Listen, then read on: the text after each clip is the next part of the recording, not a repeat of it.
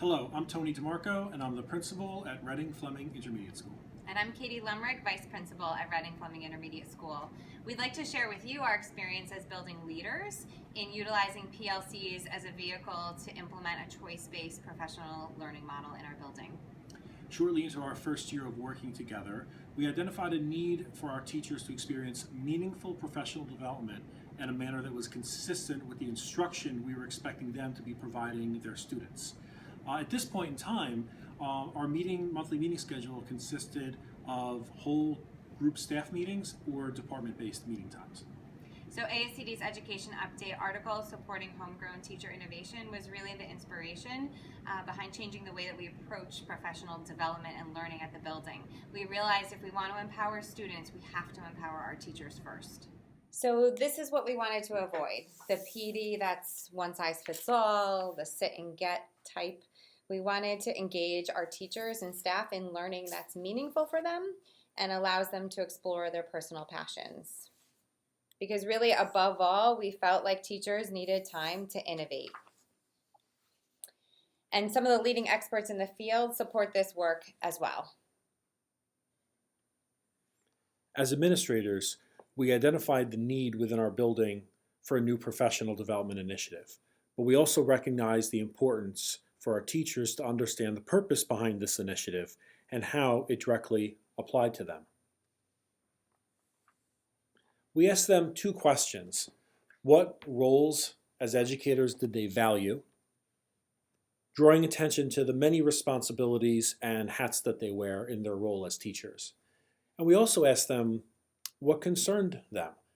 And many of the things on the concern list are compliance-based things that often drag us down, resulting in us losing sight of the things that make us truly love the art and science of teaching, what we are passionate about. So the idea behind the model when we introduced it to them, that the concept of less is more, that PLCs would be a vehicle for them to address many of the compliance-based requirements, but also allow them to pursue topics that they're passionate and have deep interests over. We embraced the Google's Genius Hour, which the concept there is that in Google, 20% of time is given for their workers to spend on topics that they are passionate about. And what that looked for us as a school was that we would totally revamp our meeting schedule. We would devote equal time to both staff meetings, department-based meetings, and now our new choice-based PLCs. Each PLC would be based on a topic that is personally meaningful to various staff members. And despite providing this choice, we would have PLCs that would be linked in to district and school initiatives or any other instructional best practice. So we started with a reflection activity at the end of the year at a staff meeting. And based on the instructional practice guides from Student Achievement Partners, which some of us had been core advocates for, we put together some statements that teachers reflected on, whether they felt like they wanted to learn more about them or that they were very confident or secure in that area, and had them reflect during the meeting to kind of identify what their needs were going forward. This could also be in the form of a learning needs assessment for staff as well. And then using that, staff identified and prioritized their learning needs and then made proposals for a choice-based PLC.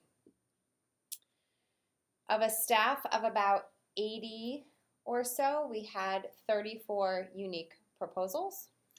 These are examples of proposals that we received. And from the topics that we received as proposals, we were able to generate a staff sign-up list for choice PLCs.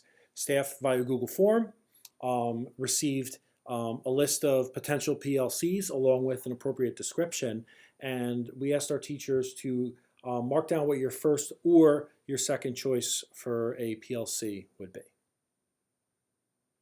So once we established our PLCs, it was very important for us that as the teachers are spread out the entire building and there were only 3 of us as building administrators, we wanted to make sure we put some accountability mechanisms in place for the teachers since they would be working mostly independently.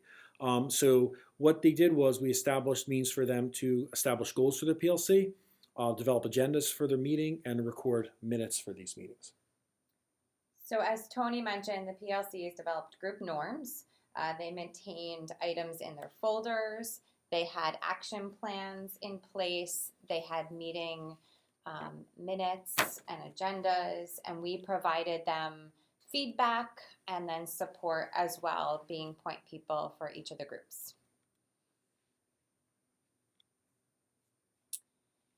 At the end of the year, we conducted a PLC showcase, which was 30-minute sessions, 30-minute sessions. We had 6 groups in each session. It was kind of an ed camp style, so teachers could present in whatever way they felt was most appropriate and informative. And then all of their materials did go and still live in a folder on our teacher page for them to access as well. These are some images from the PLC showcase, our first year. This is a mindfulness exercise with staff.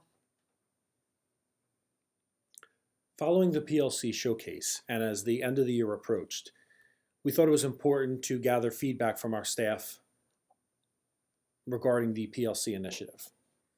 So we gathered feedback anecdotally.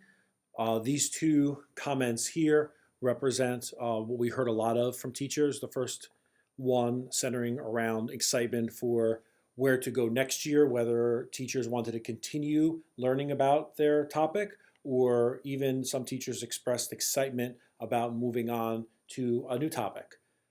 Another thing that we heard several times, which was great, is how teachers were seeing the impact of what they were learning about in their PLC in their classroom and how it was having a direct impact on their students. We also collected quantitative data. We asked teachers if they preferred focusing on professional development in the format of a PLC in areas that they're passionate about over district provided professional development time. And overwhelmingly, the teachers let us know that they did value this time that we provided them to pursue professional development in areas that they deemed important for them. And also when we asked them if they would like us to continue to offer PLCs in this manner again next year, we also received an overwhelming positive response to this question. So we are currently in our 3rd year of implementing choice-based PLCs, and this year we refined our model slightly. We are roughly offering the same number of PLCs, but we've narrowed our topics that we offered. This year, as an administrative team, we provided the topics for the teachers. Teachers still had the opportunity to choose a PLC that they would like to join, but as what's different than the previous 2 years where the entire menu of PLC choices was generated by teachers, this year, as administrators, we provide the topics. And the reason for that is that it meets the needs of our building this year because there are a lot of district and building initiatives that teachers were really looking for more time to spend in developing professionally in. So this was actually a change that was welcomed by our staff, and plus it's just good to keep things fresh and change things up a little bit. So all other aspects of the model do remain the same currently, and this year's model is working, and there's no reason why if it were to fit next year or anytime in the future, we would go back to the way we've offered it the first 2 years. Please feel free to reach out to either of us if you have any questions or you would like any resources that we described. We thank you for your time.